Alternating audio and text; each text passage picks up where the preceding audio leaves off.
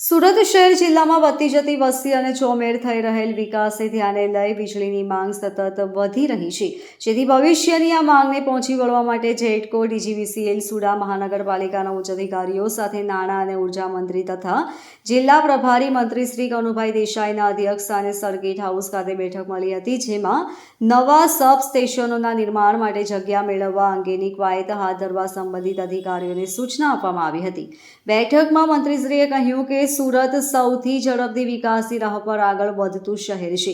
જિલ્લામાં પણ અનેક નવી ઇન્ડસ્ટ્રીઝ આવેલી છે અને અનેક નવા ઉદ્યોગો એકમ સ્થાપિત થઈ રહ્યા છે, જેથી લોકોને ગુણવત્તાયુક્ત વીજળી મળી રહે અને ભવિષ્યની વીજ માંગને પહોંચી વળવા માટે અત્યારથી જ આયોજન કરવું જરૂરી છે।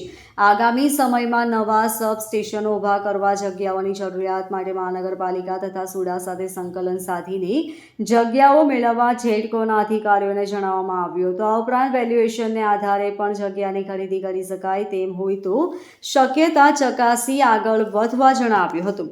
જેટકોના અધિક્ષક ઇજનેર નવસારી શ્રી પીએન પટેલે વિગતો આપતા કહ્યું કે સમગ્ર ગુજરાતમાં 25,000 મેગાવોટ વીજ વપરાશ થાય છે, જે પૈકી 3200 મેગાવોટનો વીજ વપરાશ માત્ર સુરત સિટીમાં થાય છે। આગામી 5 વર્ષ માટે સુરત શહેરમાં અંદાજે 5200 મેગાવોટ વીજ વપરાશની જરૂરિયાત ઊભી થશે, જેથી વર્ષ 2030 સુધીમાં વીજ માંગને પહોંચી વળવા માટે સુરત મનપા વિસ્તારમાં 26 અને સુડા વિસ્તારમાં 24 સબસ્ટેશનો સ્થાપવા પડશે। આ ઉપરાંત પલસાણા 84 અને ઉલપાડના રેવન્યુ વિસ્તારમાં 32 સબસ્ટેશનોની જરૂરિયાત ઊભી થશે। Bureau report, LK star news, Surat.